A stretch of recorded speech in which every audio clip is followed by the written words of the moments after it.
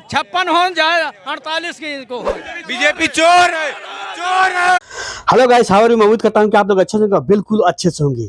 अरे स्मृति ईरानी का जो संसदीय क्षेत्र है रायबरेली अब जाने वाला है, लोगों में बिगाड़ आ चुका है और मौसम ऐसे बन रहा है कि बीजेपी में भागदौड़ मच चुका है। तो खैर, हमारा बात मानना और ना मानना आपकी उपलब्धियां में गिनने नहीं आया हूँ, और मौसम बनाना हमें अच्छी तरह आता है, क्योंकि जुमला फेंकना हमारा बाप को भी नहीं आता।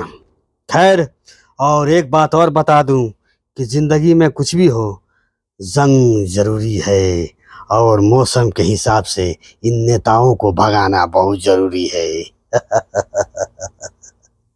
जब खिलाफत आवाज़ उठने लगे तो समझ जाना बहुत गड़बड़ है, और चिंगारी फूट चुकी है लोगों में। ये भगदड़ मचना बहुत